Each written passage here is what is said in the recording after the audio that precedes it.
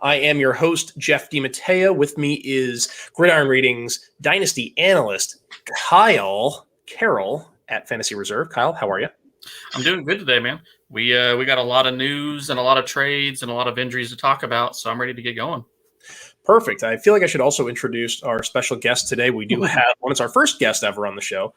It's my 2-year-old child, so be ready for him to freak out at any moment during the show. I'm going to apologize in advance for any interruptions he may or may not cause. It's all fun. It's all fun. It's fantasy football. It's Sunday afternoon. That's what we do here. So first thing we got to talk about today is actually a little bit of sad news. So I'm sure many of you have already heard of the tragic passing of Jets passing coordinator Greg Knapp. Coach Knapp has been a part of many winning teams, been with many great quarterbacks. You know, he won with the Broncos in Super Bowl 50. He's been around the block and has seen a lot of things, done a lot of things, and had a really special impact on guys like Zach Wilson, Elijah Moore, so on in this whole offense. From a dynasty standpoint, it seems like this untimely passing, obviously is, awful for him and his family and everything like that. From a fantasy standpoint, it's probably something that gets overlooked. I mean, I hate to go right into the fantasy side of it, but is this something we should be really worried about when it comes to Zach Wilson and Elijah Moore, et cetera? Yeah. It's not good. So, you look at these coaches and they spend a lot of young time with these rookies when you got, Zach Wilson, Elijah Moore, 2 young players. You got Denzel Mims, who's, probably fighting for a starting job, but he's going into his second year.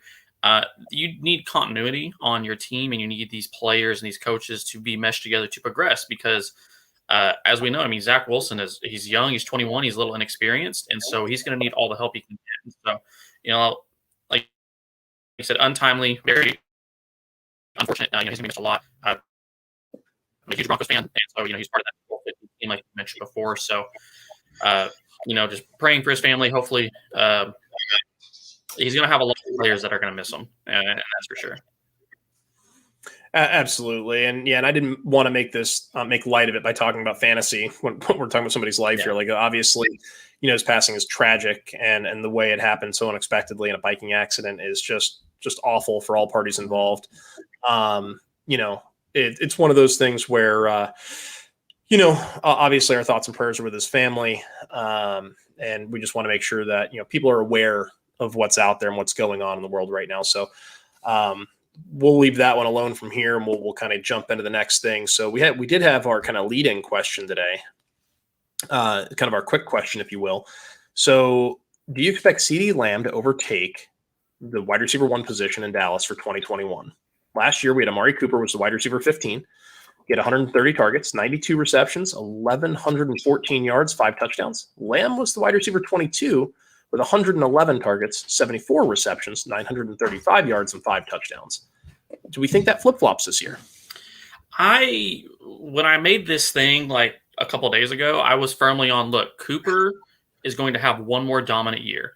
Ceedee Lamb plays almost strictly in the slot. Cooper gets some slot work. Michael Gallup, the third wide receiver there, I think he had the lowest amount of snaps in the slot last year. I think he had 1 catch. So Ceedee Lamb primarily works out of the slot, and we're seeing more of these slot wide receivers become dominant. Juju a couple of years ago when Antonio Brown was there. Chris Godwin has mostly been a slot guy recent years, and so I still thought, hey, with the way this offense works, I think you're going to have 2 top 18 wide receivers. I think Cooper was still the wide receiver 1, but he started on the PUP, which, he can still come off the PUP for training camp. It's not like the regular season where he's out for a certain amount of weeks, but it is a little concerning that this is an injury that he was dealing with last year, is lingering in this year, has a little bit of that Antonio Gibson effect where you're like, man, are these injuries from last year going to linger into the season? So I still think it's Cooper, who we've always thought is a fantastic talent, just been inconsistent in his career. But since being in Dallas, he's been dominant. And so I'm still Cooper for one more year.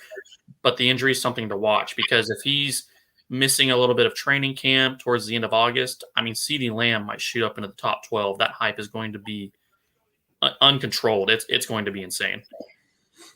Yeah, absolutely. And I think I tend to agree with you on that. The Cooper, Lamb, really, I'm grabbing just whoever's cheaper. I think this is one of those.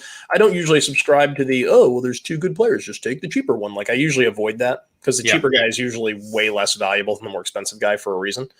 In this case, though, I feel like the value is so similar. And the ADPs, I haven't looked at them recently, but I would imagine there's probably a round or two separation between them. And so I would happily take the cheaper of the two and be thrilled with, healthy Dak Prescott, loading up both their stat sheets. Yep. So let's go ahead and let's take a look at a couple other outlooks we're running into this week. So this was a busy news week, right? I mean, we had so busy. Yes, we had all kinds of stuff going on.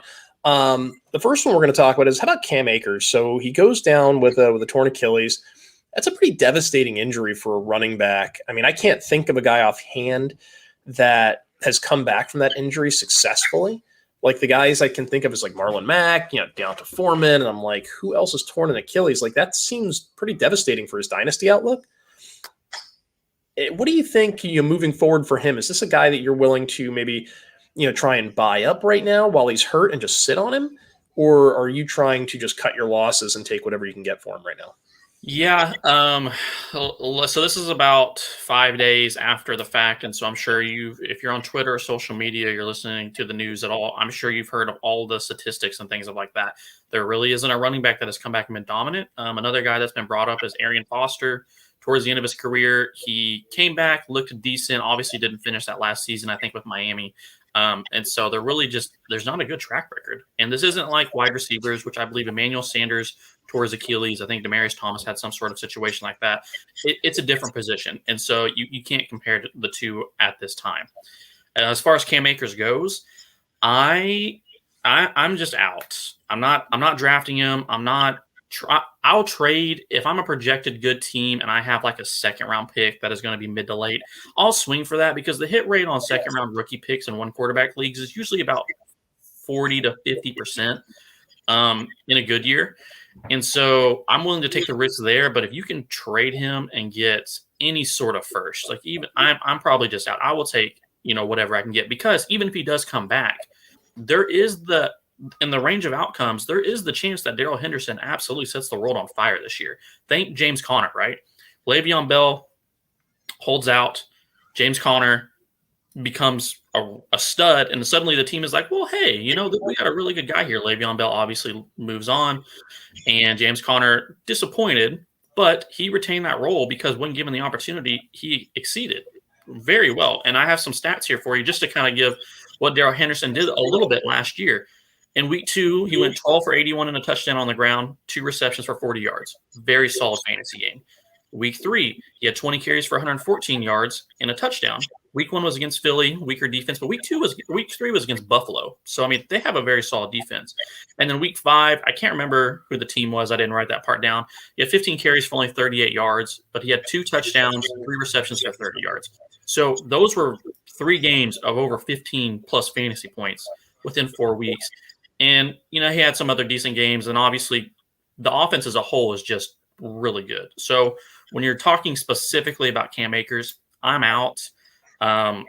Fortunately, for me, I didn't have a ton of shares. And so for the people that have to decide what you want to do what you can, what you think is best for your team. If you are a contender, go for it. Trade Cam, see what you can get, try to push for that championship this year. If you're a guy that maybe can afford, you're not even going to touch the playoffs this year, and you can afford to take that risk, I'm all about taking that risk, but you need to temper expectations that there's a chance Darrell Henderson takes the starting job and Cam Akers isn't the same for even the first few 4 or 5 weeks of next season.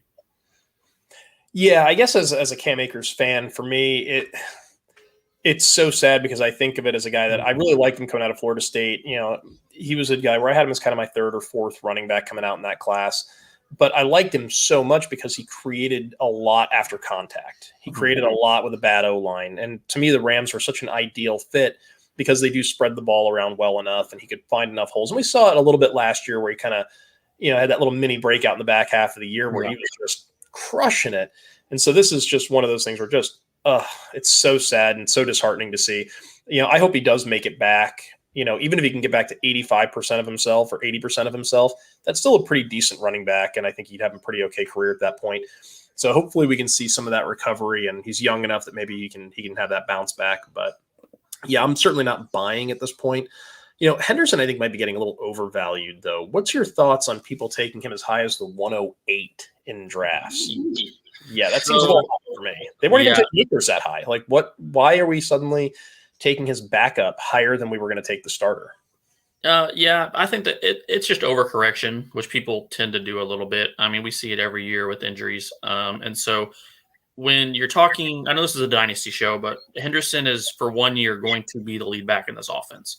And the way I viewed it is if you viewed Akers as a top 10 running back, and a lot of people did, if you view him top 10 or top 12, Henderson has to be top 24, top 22, top 20, has to be, because he's going to inherit 85% of that workload that you projected Akers to get. And I still thought Henderson was going to be involved a lot in the pass catching aspect of things because he's still out targeted, Akers, not by a ton, but he still got more targets than him last year. And they were both talented running backs. I thought Henderson was very talented coming out of Memphis 2 years ago. Mm-hmm. So we knew he was going to get work. So if you think he's going to get 70 to 75% of those backfield touches, he's worth being in that conversation where you start getting to Chris Carson, Josh Jacobs. Maybe if you're a Chase Edmonds fan like myself, that is the situation where you start talking about Darrell Henderson, because I'm taking Henderson over Josh Jacobs. I'm taking Henderson over Chase Edmonds. The Chris Carson area is kind of where it starts to get a little 50-50 to me because I think Chris Carson's being undervalued. But I'm taking him over guys like Miles Sanders. I'm taking Henderson over those players because the offense is going to be talented. He's not going to get as many touches as Akers is going to get on the ground, but there's going to be plenty of opportunities for him to succeed, especially when we don't even know who the backup is. Yeah, absolutely. And I like Henderson a lot coming out, and I do. I think he's a really good player. I do like him a lot. I had Akers listed as, I think, my RB11. Yeah. And just reflowed the numbers for the Gridiron Ratings, draft guide playbook that will be updated next weekend. And I think Henderson came up to running back 25. And obviously Akers dropped off the map. But as I start kind of picking through this whole situation, I actually look at the passing game and I see the run-pass split starting to change a little bit because the depth behind Henderson isn't great. I know some folks really like Xavier Jones is one of the running backs behind him. And then I know our man, Jordan Vanek, he actually left a comment over here. Hey, Jordan, we know you too. Hi, buddy. Well, wait for Jordan. He likes, I believe the guy's name was James Funk. Yeah. It's James Funk. So late round guy that killed it in college, DFS, he had some really big games in college. But the question becomes, when the real bullets are flying, how many touches are all of these guys going to get? I think some of that passing work might end up, being filtered out to the receivers. Van Jefferson seems like a likely candidate to see an uptick in workload. And I'm not just saying that because Jordan's watching and he is the Van Jefferson truther to end all Van Jefferson truthers. But I think that's a real possibility, and we're going to see those numbers start to uptick. So interesting situation for the Rams. Definitely worth monitoring as we move forward. And, definitely a hold situation on Henderson. I'm not sure. Before we move on from this, what do you view? Because we're going to talk about Kupp and Woods a little bit later. But what do you view Stafford? Because for me, he was like a quarterback 12-ish area before this injury. I think he does get an uptick in attempts. So what do you kind of view him as? Do you see him pushing players like Tannehill in your redraft rankings, or are you still taking those other guys and just kind of letting him fall? I kind of want to see a preseason game or two. I just want to know how this running game is going to shake out. I want to see some of the touches. I just want to see some of these players in an NFL uniform playing against other NFL caliber talent. And I think that'll give me an indication of how many pass attempts we're really going to see and how efficient the offense is going to be. Because when you had the ability to run Cam Akers out there and Darrell Henderson out there, you could keep teams off balance. And if teams can't just sit there and run sub packages and play nickel and dime on you all day to take away, Woods and Kupp and the whole passing attack, then, you're keeping everybody honest, right? Right now, we're in a position where the running game has been badly weakened, and it's almost mirroring what he's seen in Detroit, only he has better receivers, right? A lot better, yeah. And so it starts with I don't really know how to answer that for you.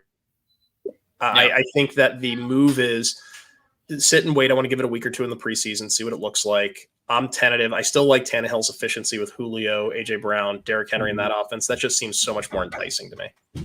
Yep, I think I agree with you there. But anyway, so let's go ahead and let's hit the next topic here. I'm actually give me 1 second. We actually have the baby is being summoned, and I think he's about half asleep. So give me 1 sec.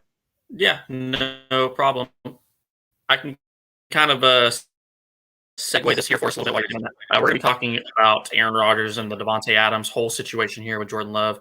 And if you're free to go and you can talk about it now, you're more than welcome No, to. I'm good. I just hit mute and I just hit mute and yelled upstairs. I apologize. This is not our most professional show here. So yeah, a lot of noise right now around the Packers. Aaron Rodgers and his situation, potential trades. He wants Brian Gutekunst fired. We have the Jordan Love situation. Where is he going to play? Is he? Isn't he? Davante Adams just broke off discussions on his contract. Zadarius Smith is unhappy with his contract. The Green Bay Packers really should have been on Hard Knocks, and they should have called it like As the Stomach Churns, because this is an awful soap opera level situation. And when I look at this and I'm seeing Aaron Rodgers, and we've been telling you for weeks that Aaron Rodgers is going to play. He's at an age right now where he can't not play. If he sits out for the year, that's probably the end of his career. There's not a world where an elite quarterback, or any quarterback really, can take his age, 38? Mm-hmm. Are we age 38 season for Aaron Rodgers? Season off. And then suddenly come back and be ready to go age 39 season. This is a young man's game, and for as good as Aaron Rodgers is, that just seems like a terrible strategy for his earnings, for his legacy. And no matter how he wants to stick it to the Packers, it just seems like a really bad way to go out. I would expect Monday that we get the announcement that he's going to show up to camp. He's going to be ready to play. And with all the Instagram posts we've seen between he and Davante Adams, their little last dance, Pippen and Jordan fist bumping, this is probably it for the Packers as we know them. It wouldn't shock me to see Rodgers gone. If he doesn't force his way out this year, it'll definitely be next year. Davante Adams will be a free agent. He doesn't have to resign. He can walk away, maybe take a franchise tag, whatever. Zadarius Smith could force his way out the door. Like, this team could be drastically different next year. So for Dynasty, I'm probably avoiding it. I mean, what do you think? What's your favorite buy and sell? Like, where do you want to be on this one? Hopefully you have a very balanced approach in Dynasty and you don't have too many shares of one player on this Packers team, because you, as a fan of just the NFL game, the Packers, we know, have underperformed in the playoffs, but they have been damn good for a very long time. I mean, Aaron Rodgers, I think we can agree, if you're talking about just the actual quarterback himself, is probably one of the greatest of all time, easily, because he's hyper efficient. When he was a little younger in his career, he moved well on the ground. Compared to someone like Tom Brady, who just has all the championships and has been good for a while, the stats show that, Aaron Rodgers has basically been better than Tom Brady almost all of his career in the statistics, but obviously the championships haven't came. So you look at a situation like this, I don't know what's going to happen, because the way that the NFL and the NFLPA worked up these training camp situations from last year is that he will be fined $50,000 per day, and he can't get that back. A few years ago, when these guys got fined and they wanted new contracts, the team would just kind of waive off the fines from the players for missing training camp. But no longer is that, which is why we've seen Deshaun Watson at camp today, because even though his legal situation is still ongoing, he has to show up to camp to forfeit money. So if you're looking at, let's just kind of like lay the land here. Last year, Aaron Rodgers was a quarterback 3. He had 9 games of 25+ points. That is insane. He had 11 games. He had at least 225 passing and 3 touchdowns. Those are winning you weeks at the quarterback position every single week. You look at Davante Adams. He was the wide receiver 1 in 14 games. He outscored the wide receiver 2, which was Tyreek Hill, by 3.7 points per game. And that doesn't sound like a lot, but over the course of a season, if you're winning your wide receiver 1 battle by an average of at least 3.7 points, that adds up, and that helps you win weeks. He had 6 games of 30+ PPR points. That whole offense was just insane to think about.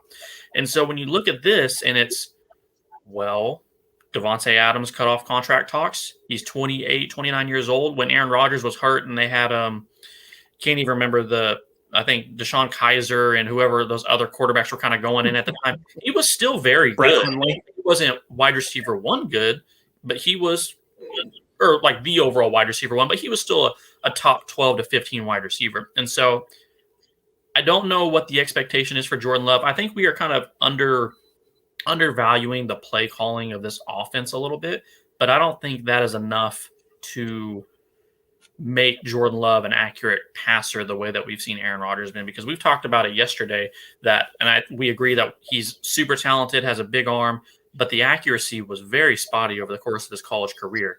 And so you're banking on basically him hyper targeting a la Michael Thomas season where he had like 180 targets. That's what you're going to have to get because the efficiency is not going to be there. And I don't even want to talk about Aaron Jones because, man, I'm sure he wished he didn't re-sign that contract now. I'm sure he wished he probably would have went somewhere else for a year, signed a 1-year deal in Miami for a little cheap and try to cash in again. But that is just a bad situation. Yeah, I'm actually feeling pretty dumb because in one of my leagues, I finished second 4 consecutive years in a row. And I finally just made a trade, frankly, for the sake of making it. My wide receiver group's always been a little weak, and I was pretty strong at tight end. I was running with Kelsey and Waller, so I moved Kelsey and Jonathan Taylor, and I picked up Adams, and I picked up Aaron Jones, and I picked up Evan Ingram in a second. And so it's like, the return wasn't terrible. No. But, at the time when I'm thinking I've got the number 1 overall wideout, I felt pretty good. Yeah. Now I'm sitting here like, this is terrible. I don't want any of this. Yeah. I think so. Best case scenario, right? Let's just say Aaron Rodgers comes out tomorrow. He's like, look, I'm not coming. You're going to have to trade me. And let's say he gets traded, right? I think Davante Adams, we can agree, he is still one of the most dominant wide receivers in the league. And I think he will contend for top 12. And so wide receiver 1, 2, I don't think that's in the range of his outcomes, but he's a big-bodied guy. This is a very efficient offense. Aaron Jones is still very good, and I think he will have the opportunity to have 10-plus touchdowns, 11, 12. I don't think that's too outlandish to think about, even if Jordan Love, who is still a first-round pick for a reason, he's better than some of the guys that Adams has had to deal with over the course of his career when Aaron Rodgers has been hurt, and he's been hurt quite a bit. Right. Well, I don't want to get too deep down that rabbit hole because we're going to probably talk about this team again next week. Yeah. Because on Monday, tomorrow, the Packers have their annual shareholder meeting. And I would expect there to be some level of Aaron Rodgers announcement either before, during, or directly after said event. So buckle up, kids. I don't think the Packers saga is over just yet. Yeah. I'll tell you, let's move on to another area. So we've got some known commodities that we got to kind of take a look at and start to make some kind of judgment calls on based on ADP. Mm-hmm. So I'm going to give you 2 pairs of players, and you can call it a trade. You can call it draft these 2 over those 2, however you want to view it. But would you rather have Stephon Diggs and Nick Chubb or CeeDee Lamb and J.K. Dobbins? Yeah, and this is kind of going into the CeeDee Lamb situation where we talked about if Cooper starts to miss time, CeeDee Lamb is going to vault up. But if you're talking about dynasty for 3 to 4 years, I am still taking Stephon Diggs because I think he has always been an elite route runner over the course of his career, but he never had the opportunity to kind of overtake that number 1 role. When he was in Minnesota, him and Adam Thielen were pretty 50-50. And the passing volume just wasn't there. But he gets to Buffalo, and he is hyper-targeted like you want Davante Adams to be as the clear best wide receiver on the team. And so even with the obvious regression we're probably going to see from this Buffalo offense, I still expect Stephon Diggs to see 140, 150 targets, still be contending for the wide receiver 1, 2, 3 on the season. So I am taking the Stephon Diggs and Chubb side. I would see why in Dynasty – the CeeDee Lamb and J.K. Dobbins side is, or was it Lamb? Who was it? Lamb and Dobbins? Yeah, it was Diggs and Chubb versus Lamb and Dobbins. Because you look at the 22-year-olds, 23-year-olds, right, versus Chubb, who feels like he's been in the league for a while now, but he's only 25. You look at what he did last year. He was the running back 11 over the course of 12 games. He was the running back 8 in points per game, and that's in PPR. I mean, so although he doesn't catch passes, when you're looking at a guy like Dobbins who won't catch passes either, I'm going to take the guy who's in a better offense for the running back to see more opportunity, even with Kareem Hunt there. I didn't want to say the better running offense because I think we can agree that with Lamar Jackson, that's probably the best running offense. But he's going to see a lot of opportunity there. And while I still like CeeDee Lamb, I think I don't see a world where CeeDee Lamb can see 150 targets like we can expect Diggs to see. And he's only 27. So right. So, and I look at this, and it's kind of known commodities versus the young upside, right? And that discussion's always in play. And really, it's not like you have aging veterans on the Chubb Diggs side, but they probably don't have as long of a runway of success as Lamb and Dobbins potentially. Mm-hmm. Now, we mentioned who is the better run game, right? Browns, Ravens, right? The best running back situation in the NFL is the Browns. And it's not really all that, and it's not all that close. People say that all the time. I look at it and I see two guys that could easily clip 1,000 yards on the ground. And then when you start kicking in some targets and touchdowns, like they're two, top caliber RB options. One's going to be an RB1, the other one's going to be an RB2. Not a whole lot of teams offer that from fantasy standpoint. So that's great. I like Nick Chubb. He's probably one of the best pure runners in the NFL. Diggs, he's going to continue to get hyper targeted. And the hope now with Emmanuel Sanders in that offense is that they're going to have to respect Sanders over the middle a little bit. And Diggs is going to draw some more brackets and double teams. He's going to still draw that, but you have to pay attention to Sanders also, which could create slightly larger windows for Diggs. I don't know that we've seen his best season yet. That could be this year. So I don't know if I'm projecting it that way, but it's in the range of outcomes for sure. J.K. Dobbins on the other side, we talk about the running game in Baltimore. Man, I don't know. I'm scared of losing those touchdowns to Jackson. Like, he's a guy, he's young, he's great, but I want to see Gus Bus go away. I want to see Jackson running it less frequently by the goal line. There's some things I want to see before I can get into J.K. Dobbins as like one of those elite assets. I know a lot of folks love the talent, and he's very talented, but I really do want to see that offense change a little bit before I get too excited about him as a fantasy asset. CeeDee Lamb, man, we're just barely scraping the tip of the iceberg with him. He was the guy that he and Judy were kind of my 1 and 1A last year for wide receivers. And it's possible that it's going to be Lamb Jefferson based on what we saw last year. Obviously Ayuk's a monster too. But CeeDee Lamb, he can get open just about anywhere. He's a super savvy route runner. Hands are like glue. He could have over the next 5 years more fantasy production than Steph Diggs. I think Steph Diggs still has that career year. And then we could start to see, I don't want to say a slowdown, but so much is going to be dependent on how good that team is. Mm-hmm. And we don't know where Buffalo is going to be. We don't know if this outlier season from Josh Allen last year is going to be the new norm. So there's a lot of questions to be answered there. But man, I gotta love CeeDee Lamb. It's a toss up. Yeah, and I think if this were a redraft show, I'd easily be taking the Chubb Diggs side. In a dynasty show, I'm kind of pressed because I think I might like Lamb a little bit more, but I like Chubb a little bit more. It's one of those. I think that's still a good trade if somebody's making it. It's close enough in my eyes, but that's kind of my really loose take on it. So, tell you what, let's move on to another kind of either or type situation. So we're going to stay on the Steph Diggs wagon because we really like him today. Would you trade Steph Diggs for T. Higgins and a late 2021 first? Could turn into Elijah Moore. Yeah, that's about the range that Elijah Moore is going into. For those of you that haven't done your drafts yet, you start getting to that late first round pick, and the top 3 running backs are gone. Obviously, guys like Jamar Chase and Kyle Pitts are already gone. So when you start getting to the later round of the first, that's where maybe like that quarterback you really, really want starts getting there. And so it's really team dependent on what you need. I am like all in on like Jamar Chase for dynasty. Like, I think he's going to be the clear number 1 wide receiver in that offense, dominant over T. Higgins. I think T. Higgins will continue to be a 1,000-yard wide receiver. I think he had 908 yards on 108 targets last year. I think Joe Burrow within 2 years is going to be leading the league in passing yards. I think he's going to be up in the top 3 or 4 the way that offense continues to progress, because Tyler Boyd is great. I like Tyler Boyd a lot. Like, he's just a personal favorite.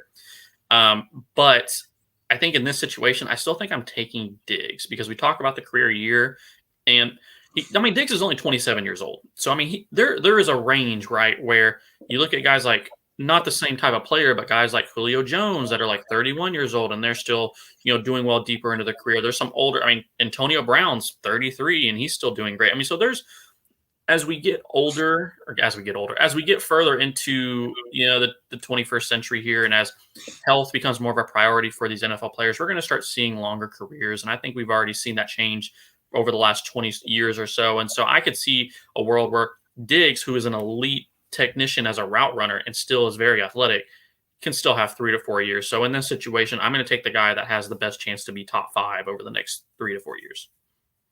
Now, would you still have that opinion if the team receiving Diggs is maybe rebuilding or is maybe middling, or would you rather have the pick and Higgins if you're kind of middling / rebuilding? Yeah. So if you're a rebuilding team, I think this is probably the way I should have worded it. If you're a rebuilding team, I think this is the more than fair. It may not be a great draft class, but I feel like every few years we this isn't a great draft class. And there's usually a couple hidden gems that come out. And Elijah Moore could definitely be one of those guys. Like there's already talks of Jamison Crowder, being cut or traded possibly. And so he could easily step into that role and we start to see a progression, right? And so, and it doesn't have to be Elijah Moore. If you're a guy like me, I like Terrace Marshall, who's going late first, early second. There's guys like Trey Sermon, if you're on that, sort of bandwagon for the 49ers running back. So, there's good players in that position. And then obviously you can start talking about Trevor Lawrence or Trey Lance if you want that potential elite quarterback. So as a rebuilding team, I think this is perfect. But if you're a contender and you can get Diggs for this sort of package, I'm all for it. Perfect. Okay, I can dig that. So we're kind of still doing some of the either or things. Let's stick with the teammate edition. Let's go, kind of A versus B. Let's start with the Tampa Bay Buccaneers. Chris Godwin or Mike Evans? I am still on the Chris Godwin side. You look at some of the stats last year. Chris Godwin's 25 years old. He finishes the wide receiver 31 in 12 games last year.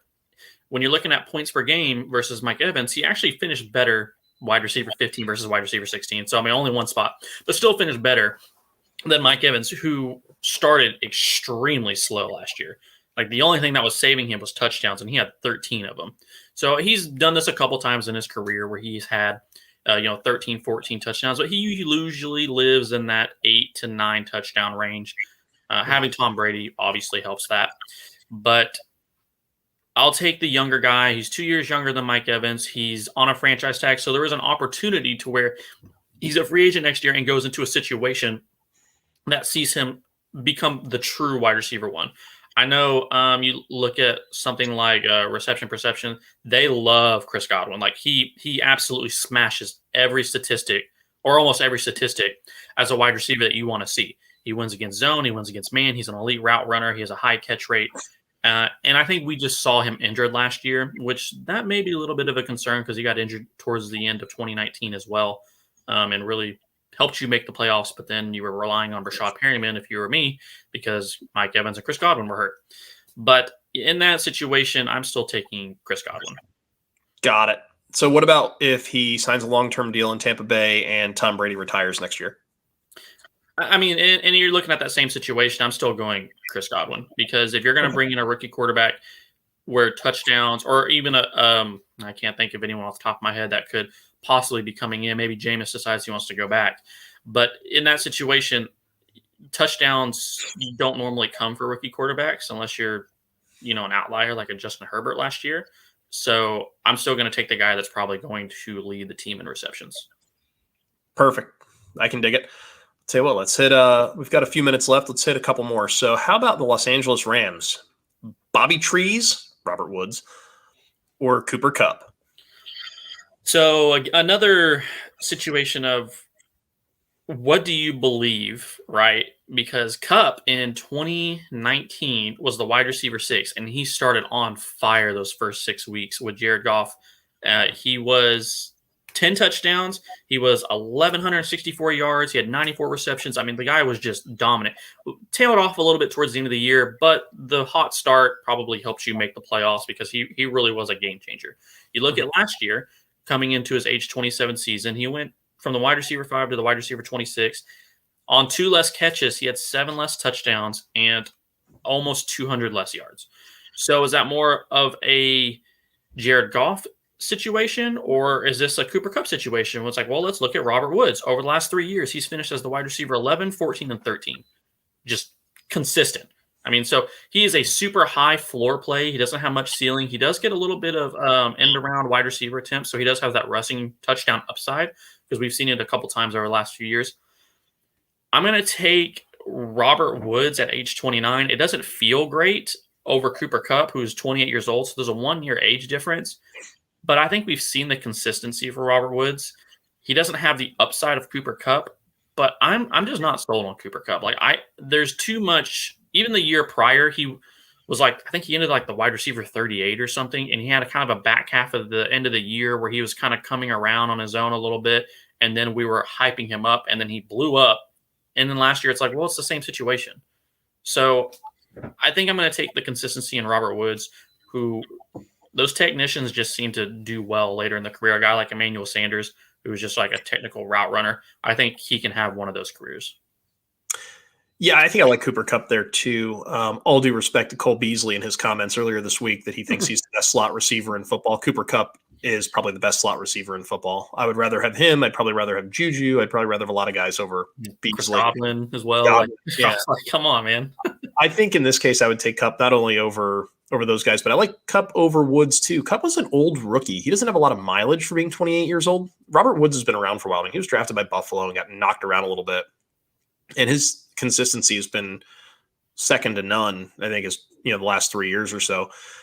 But I'm looking at Stafford and I'm saying to myself, okay, is Woods going to beat anybody deep like Galladay or Megatron? Not really. That's not really what they have in the offense right now. But does he work the middle of the field like a Marvin Jones did? Oh, yeah, he does. Mm-hmm. And that's where I think both of these guys, we're going to look at another season where it's Woods and Kupp are both these kind of wide receiver 15 to 17, and they're going to be right next to each other in the end of season, fantasy point rankings and all that. So, yeah, I like Kupp just a little bit more, but you're flipping a coin. You're flipping a coin, and, and I think it's a matter of if you're drafting, you just take the cheaper one because they're so close in production. Go ahead. What do you see? I don't remember much of Van Jefferson. I didn't care for the landing spot at the time when it happened, just because of I was Robert Woods, Cooper Kupp, Tyler Higbee breakout season.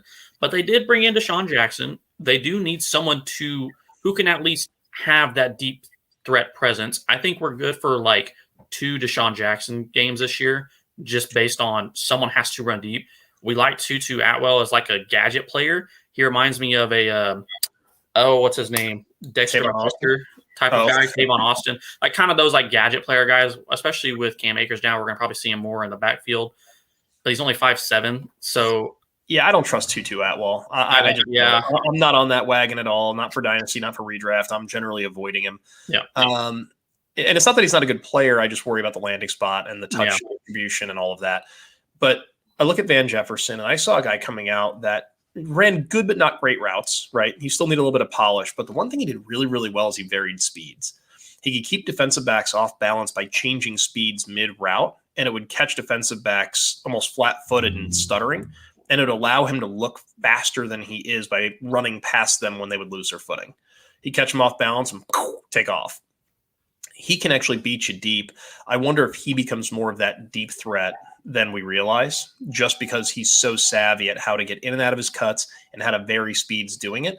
That's going to be the big trait that I'm looking for. And I want to see it manifested in the preseason. I want to see how well he gets open against, first team corners, second team corners, because I'm sure he'll get a lot of reps in those first 2 preseason games. So let me give you a trade scenario here, because this is something I was discussing in a 16-team league that I'm in. And it was Anthony Ferkser and Van Jefferson, and it's a tight end premium league. So what kind of – I feel in my situation, I feel like that's kind of 50-50. The guy getting Anthony Ferkser is really tight end strapped. Like I said, 16-team league, it's a premium. And the guy getting Van Jefferson needed a little help at his wide receiver 4 position, needed a potential breakout guy. And we were just kind of discussing back and forth. I have Ferkser, and I was interested in Van Jefferson. I was just trying to get your take on it, see what you think. Tight end premium is always kind of tough, right? Especially in a 16-teamer. So you might want Ferkser there just because with Julio and A.J. Brown, there's so much touchdown upside in the middle of the field. Yeah. There's going to be a situation where the Titans get inside the 30, and teams are going to really try to put the clamps down on the 2 stud wideouts and force everyone else to beat them. And, Ferkser has the ability to do that. And so does Derrick Henry, right? Like, that's where we're going to see a lot of that touchdown efficiency. But, that's kind of I think it depends on my tight end depth. If I can move Ferkser and feel fine, or I have a better or more serviceable player, then, I'm taking Van Jefferson all day because roster construction matters. I hate trades in a vacuum. Context is the most important thing, right? So if I'm trading Ferkser, but he's my only tight end, and I'm getting Van Jefferson, and now he's my wide receiver 4, I really hurt my lineup because I took points out of my lineup. Yeah.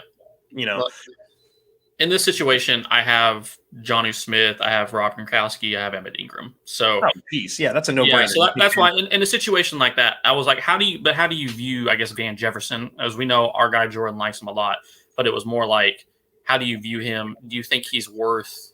Because I like Anthony Ferkser a lot. I think he'll probably end up in the top 12-ish. I think he's more valuable than Ferkser. Yeah. Okay.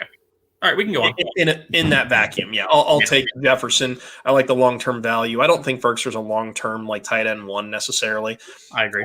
Yeah. Caught a lot of hype. Looks like a decent player. I don't like him the way I like Van Jefferson. Okay. So, love it. Let's do one more of the either or here. Let's check out the Pittsburgh Steelers. So we've got Deontay Johnson and we've got Juju Smith-Schuster. Yeah, both wide receivers, 25 years old. I feel like Juju is a little unfairly criticized, but also kind of deserves it. Because I tweeted this out a couple weeks ago, and it was 42 players saw over 100 targets last year. Okay, that's a big sample size. Right. Of those 42, only McKissick had a lower yards per reception number than Juju, who ended at 8.6 yards per reception. But then you're like, well, you're the offense. Yeah, it's the offense, right? Like, yeah. Well, and there's a reason for that. Because his average depth of target was 5.49 yards, only behind Alvin Kamara and McKissick, who are obviously running backs, and they're catching a lot of behind the line of scrimmage receptions there. And so he's unfairly criticized because of the situation he was put in. And I think he has an opportunity. I really wish he would have went somewhere else this year, because I think we're going to see a lot more of the same, where he'll see well over 100 targets. He'll probably, be in that 120-ish area. He'll probably be pushing for 1,000 yards. Hopefully the touchdowns bounce his way. I think he's being undervalued right now. But then you look at a guy like Deontay Johnson, who is the same age as Juju. He had 16 drops last year. And it depends on where you're getting your drop metrics from, because drops are not a consistent metric to measure, depending on the site. But the biggest thing of his 16 drops, 14 of them were 5 yards within the line of scrimmage. Right. You're talking drag routes, slant routes. Yeah. I don't know if the guy's just scared to get hit across the middle, or drop day. Drop day Johnson. I think that's a lot of drops. Now granted, I hate kind of leaning on a guy for drops, because everyone forgets that Jerry Rice, as a rookie, and even early in his second year, he was just getting banged on for drops. Like, that was his MO. They're like, oh, Jerry Rice, he's going to drop it. Like, he dropped everything. Yeah. And he didn't start to figure it out until, after that rookie season. So, I start looking at these things and I'm like, does it matter? Probably not. But yeah, it doesn't. I still love Juju. I think the Steelers offense needs to figure out how to use him differently. Having Najee Harris as that outlet guy now, kind of having that defined guy out of the backfield, might allow them to stretch the field a little bit more vertically. People really like Chase Claypool. I think that's a little overrated. I'm not into it. He can take people deep and all that, but I don't think he's really a next level fantasy asset. You now have Johnson and Juju can now go a little deeper, right? Instead of 5 yards, you're looking at 7, 8, 9, 10 yards. Let Harris be the underneath. See how it plays out. But I think I just like Juju because, man, he's done it. We're waiting for Deontay to really break out, and he had a ton of targets last year, and he didn't really break out still. You expect when a guy leads the team in targets, you want more, especially from the Steelers. You have a Hall of Fame level quarterback. They're a good team. You generally want that guy to get more touchdowns, more catches, moving the chains more often, and he just didn't. So give me Juju, because I think if the roles were reversed and Juju had all those targets and, they just flipped the way they were used, you wouldn't have the drops. Juju would have had 3 or 4 more touchdowns and probably a couple hundred more yards. So I like Juju better in the hopes that, they figure out how to use him this year. Yeah, as a guy that I wasn't necessarily in. So every year, Twitter hypes up a few wide receivers, and 2 years ago it was Chris Godwin, and I was thankful that I bought into that. And I didn't buy into Deontay Johnson except in my home league because I like Payne. And so I had Deontay, and of course he puts up good numbers. And then every time you felt like you could trust him, he got hurt. He got hurt like 3 times last year. Yep. And like it was like right in the beginning of the game, you're like, come on, man. Like, what are you doing to me? The thing about Juju that I don't like is bringing up reception perception again is he needs to be in the slot. And there's a lot of talk this year about he said, well, I'm going to start playing outside more. And I'm like, bro, do you want to look at the data on you? You're not good outside. We should start emailing him these copies of like his routes because he is not a good outside wide receiver at all. And he's not good against press coverage. So hopefully, I don't know who you're going to put in the slot. That's not him. So hopefully they continue to put him in the slot. And I think there's enough good teams in the front office, enough good head coaches in the NFL that when he becomes a free agent again next year and the cap kind of resets itself, he's going to get put into a situation that knows how to use him.